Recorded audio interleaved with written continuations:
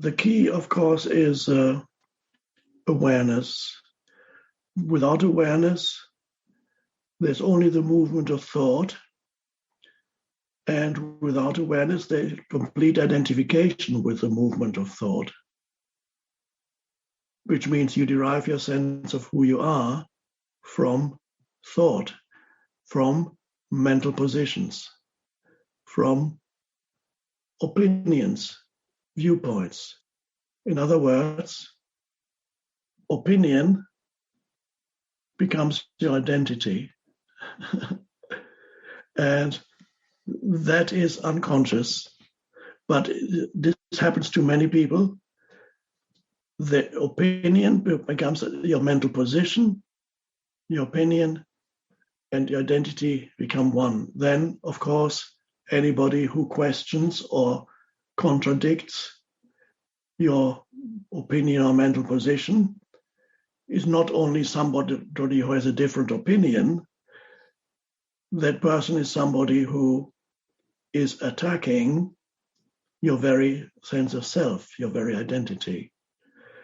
And then, of course, you react by either defending or counterattacking the other person, who probably is also completely identified with their mental position. And then you have two enemies. And the same thing happens collectively in groups of people, political groups, nations, and so on. Now, the fact that the questioner could talk about them, because it would be pointless. Who cares what my political opinions are? They're just opinions.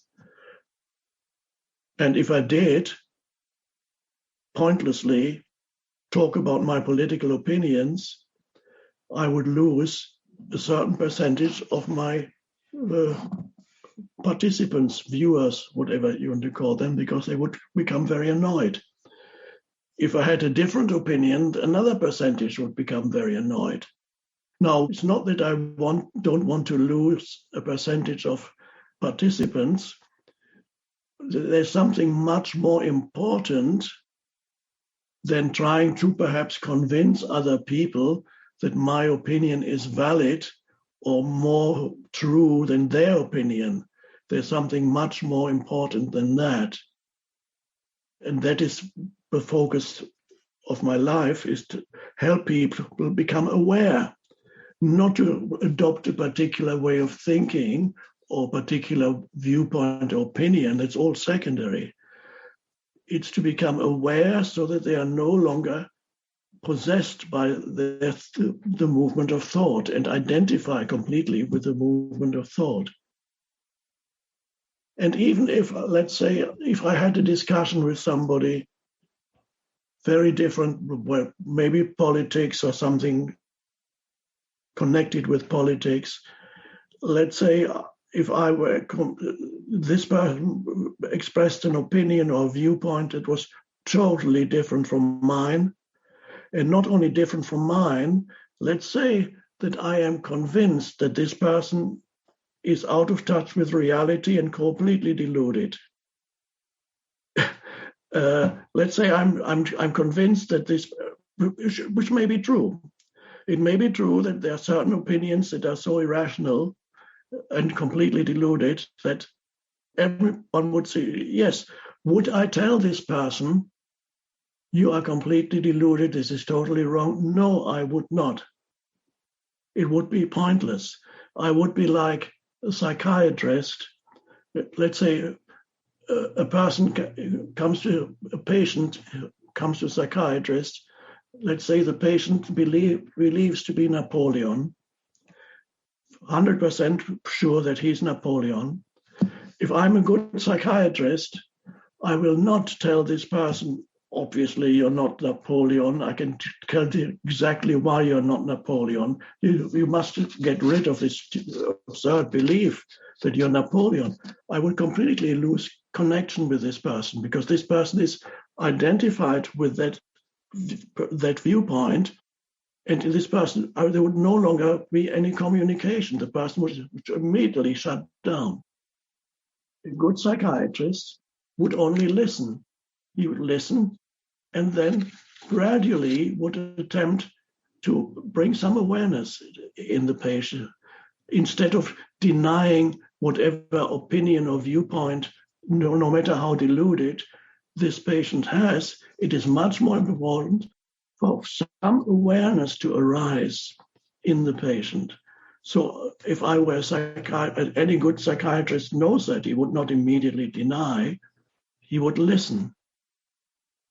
A good psychologist, most psychiatrists, I suppose, these days prescribe just medication, but as a psychotherapist, I'd listen. And in the listening, there is an awareness. There's the awareness. And if you are a good listener, then the awareness can, to some extent, be transmitted to the patient or whatever the other person. There can some awareness can arise if one person is able to hold that space of awareness. There was a famous psychotherapist in America. I don't know when he lived, in the 50s, I think, or 50s or 60s. Carl Rogers. He practiced that type of therapy, which is unconditional acceptance and pure listening to the patient. Never condemning, never labeling, just pure. This is Rogerian therapy. There's still people who practice it, and it's a very, very spiritual form of psychotherapy, although he doesn't use spiritual terms. Just in the listening is important. So even, let's bring this back now to an ordinary situation, conversation between two people who hold completely different political views. Again, instead of contradicting, are you just able to just listen? Just listen. The listening itself implies that there's an awareness there. Without awareness, you cannot really listen, because while the other person is speaking, you're immediately contradicting and formulating your own counter arguments in your mind. You're not listening. You're just already countering whatever the other person is saying, or getting annoyed about it and getting upset, because obviously what the other person is saying is so nonsensical, you can't stand it anymore. Awareness. So this is the reason why I don't talk about my political views. They are not important. My work is to bring awareness. And there's a lot of irrational thinking around these days in the field of politics and so on. I'm not interested in pointing out the very areas that I regard as irrational. My work is to bring awareness, to help humans access that dimension of awareness. That's what matters, not what opinions they hold. And when there's awareness, then you're no longer in the grip of your opinion. Opinion is no longer your identity, because your identity is the awareness. And then you hold an opinion more loosely. It's still there, but you're holding it more loosely. And you can tell somebody about it if they don't like it. If they completely contradict, it's no longer an attack on you at all, because your identity is not derived from thought. Your identity, your sense of identity, is not derived from your opinion, from your mental position. And that's the liberation from being in the grip of thought. But you still think, of course. So it's a good thing that with awareness, you're able to listen to completely different viewpoints and hold that space of awareness and listening while you're interacting with another, and realize that underneath the human is talking, the human is expressing his or her opinion, but there's also the being underneath. The being doesn't have a political opinion or any opinion. The being is the consciousness. So you can sense the consciousness in the other the human, because you can sense the consciousness, the being in yourself. So there's always two people there. You're interacting, two beings. There's a person, and there's the being behind the person. The same as you. You're a person, but you're also the consciousness that gives rise to the person. If you can sense that consciousness while you're listening and speaking, then the other cannot be your enemy anymore, because you can sense that which transcends any opinion, the essential beingness of the other. Some people say the humanity of the other. Yes, we are both humans beyond their political opinion. You can sense the humanity of the other that you share. That's conventional usage. But conventional usage here doesn't work, because I've already defined as human and being. So instead of saying you sense the humanity of the other, I say you sense the beingness of the other. This is perhaps what some people mean when they say humanity of the other. You can sense the beingness of the other. And that is where this essential thing that we call loving kindness comes in. The loving kindness, the emanation of loving kindness towards another human being, no matter what their mental position happens to be at this present time, whatever they think as a person. And obviously, if they're so deluded that they're about to attack you, then you may have to remove yourself physically. That's another story, but that's not a problem. But hopefully you're not going to interact or attract interactions with people who are at such a low level of consciousness that they're going to attack you physically. Because it's amazing how many people who are so identified with their opinions that they kill each other over opinions or viewpoints, mental positions. That implies complete lack of awareness. Unfortunately, that would be the redeeming factor. It's happening a lot in the States. There's a lot of divisiveness happening at the moment. Like humans can no longer communicate. This separation is like almost two different worlds, two different realities there. This is quite dangerous, and only awareness can diffuse the situation that otherwise would lead to violent conflict. This is why this is so important, what we're engaged in here, the arising of awareness. Only awareness can be the unifying factor. Otherwise, the division will become more and more pronounced, just as it happened there was a Spanish Civil War in the 30s preceding the Second World War, and almost 1 million people died within one country. It had become so divided. Even in families, some people would kill each other, kill family members. Such was the division that had arisen there. So these are challenging times collectively, as you may have noticed, and this is only one aspect. So it's so important now for humans to become more conscious, to awaken, to have awareness. Otherwise, we are lost. But even that's fine. If we need to regress to a more unconscious state for a while, even that from a higher perspective would be okay. It's only bad from one perspective. It's very bad. Are we going to move into another dark age? They talk about the dark ages after the collapse of the Roman Empire, when for like 600 years or whatever, that's the Western Empire, in Europe, almost nobody could read and write anymore. Even the art of building was lost in stone. They could only have wooden structures. There was very little writing happening because almost nobody except a few monks in monasteries could still write.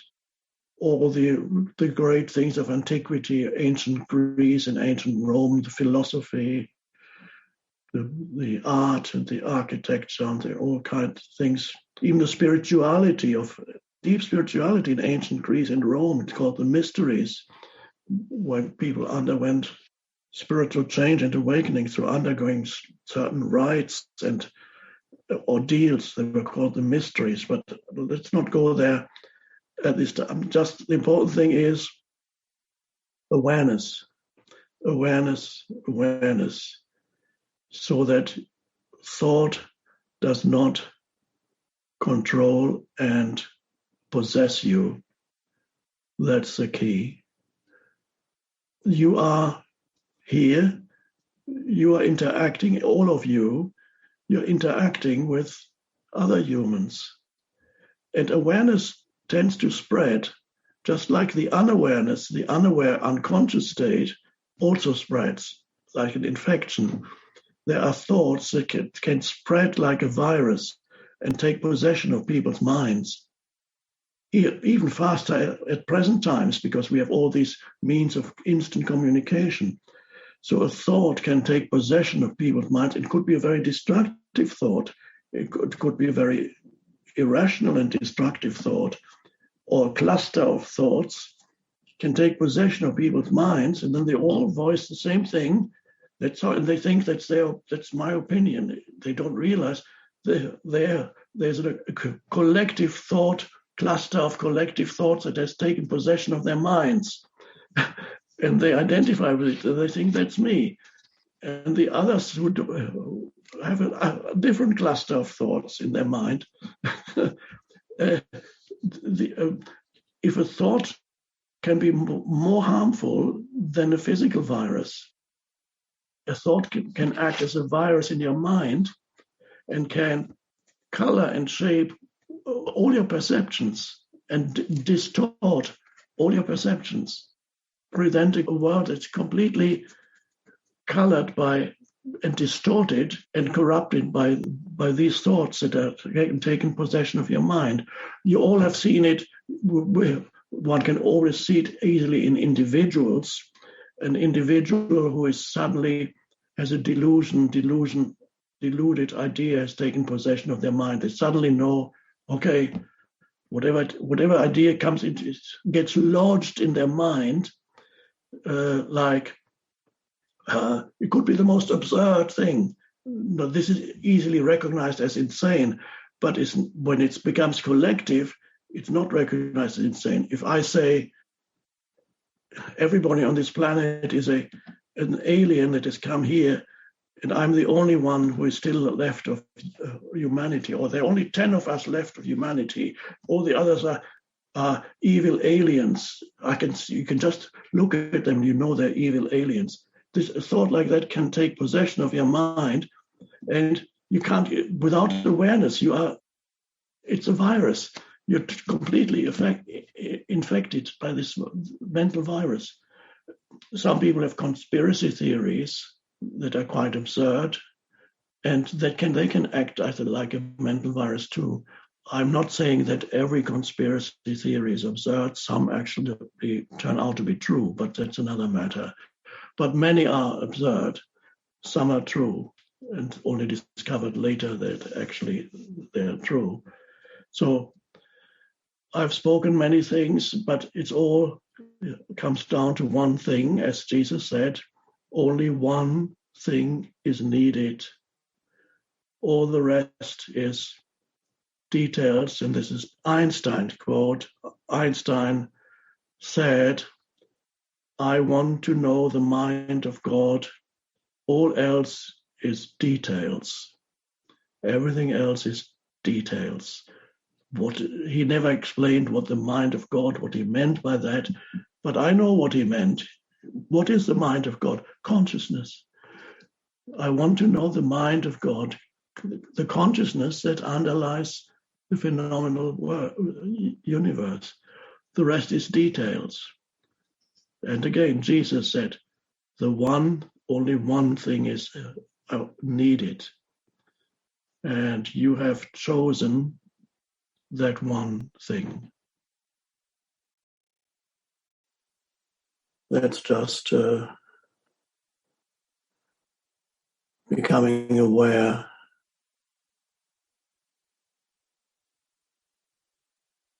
of the present moment.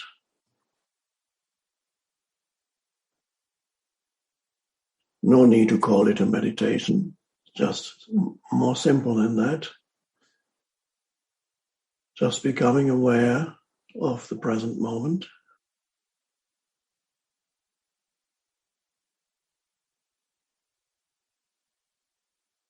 Not only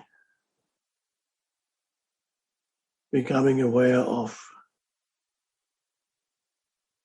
the content of the present moment, what I call the content of the present moment is whatever appears in your awareness. That's, for example, this person talking. You see the image on the screen, you hear the voice. That's part of the content of the present moment. But of course, there's a lot more, although your main focus may be on that. But there's a lot more. There's not only the image on the screen and the voice of the person. There's the screen itself, and you're probably in a room somewhere. You're peripherally aware of all that. You may have perhaps certain emotions or feelings right now. It's possible, perhaps something that's lingering, something that happened earlier today, or who knows, or something that might happen, and this has a little bit of residue or something, whatever it may be, whatever emotion, anxiety or sadness. But again, if you sense anything like that, that's fine too. That's also what appears. Or any thoughts that come in. Also, they appear in your awareness, of course. So the present moment is what appears to your sense perception and your inner perception of thoughts and feelings. But that's not all. But that's already a good step in the right direction, to become aware of whatever appears in this moment. Become more aware of your sense perceptions. And become aware of your thoughts. Or a fully feeling, or physical feeling in the body. That's good.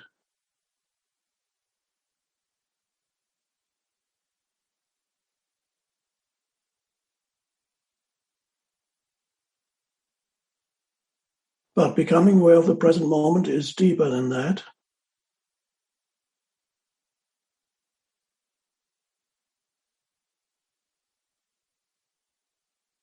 You're not only aware of what appears in your field or space of awareness. This is more subtle now. You can also become aware of that space of awareness itself. That is the awareness that makes everything else possible. That's much more subtle.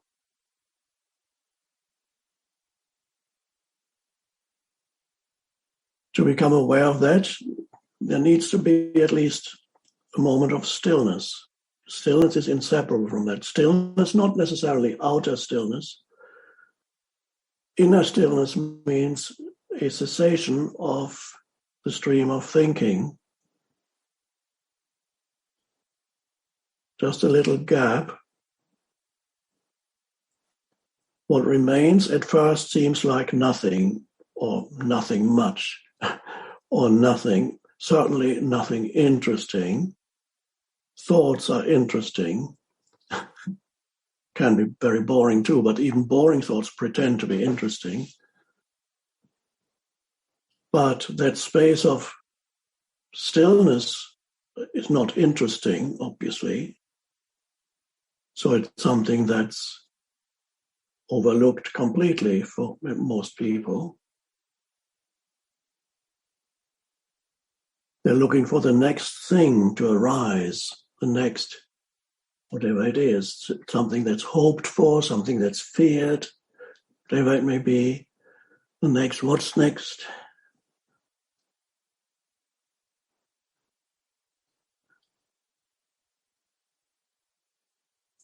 But if you go more deeply into the present moment, you become aware of the essence of the present moment, which is inseparable from the essence of who or what you are, beyond the person, the transcendent dimension. It's very simple.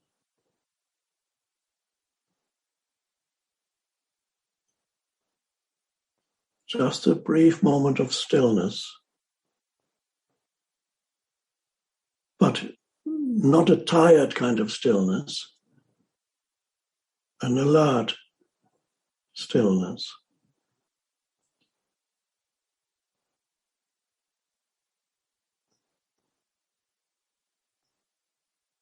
So the real meaning of becoming aware of the present moment really is synonymous with becoming aware of yourself beyond the conditioned entity that is called the person, the deeper dimension to who you are.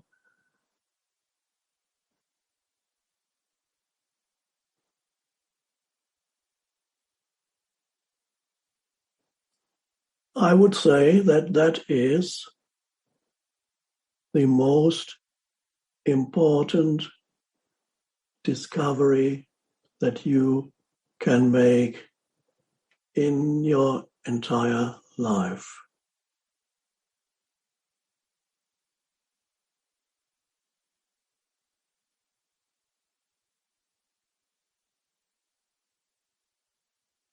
That is what some spiritual traditions call liberation.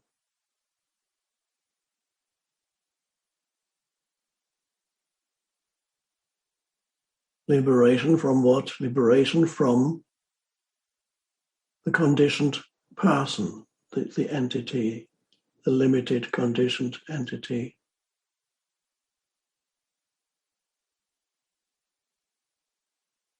Other traditions call it awakening